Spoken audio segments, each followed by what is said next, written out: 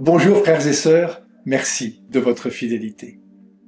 Jésus déclare que Dieu préfère la justice, la bonté, la compassion, la miséricorde vécue concrètement à la simple observation des rites et d'offrandes extérieures. Ce n'est pas l'accumulation de gestes religieux, de sacrifices ou de règles qui plaît à Dieu, mais un cœur rempli d'amour et d'attention aux autres, aux plus pauvres. Les rites ne sont pas un en soi, mais doivent ouvrir les cœurs à Dieu et aux autres. Ce n'est pas l'apparence religieuse qui compte, mais la conversion d'un cœur, une attitude intérieure capable de pardon, d'écoute et de solidarité. Dans son livre, Le véritable disciple, le bienheureux Antoine Chevrier, prêtre du diocèse de Lyon au service des plus pauvres, développe une opposition entre l'intérieur et l'extérieur. Beaucoup de personnes regardent ainsi l'Évangile, dit-il.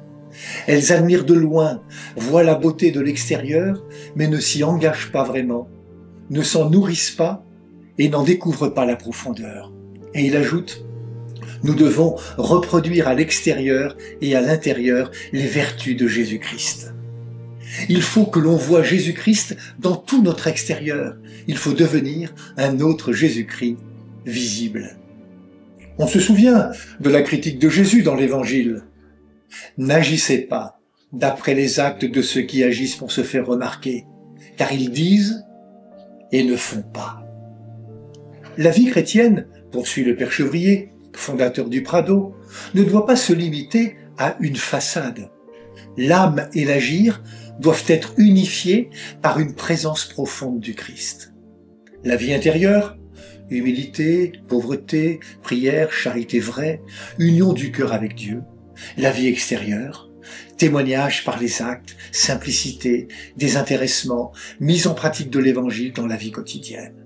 Oui, frères et sœurs, la religion, la loi, les rites sont au service du cœur, là où naît la miséricorde.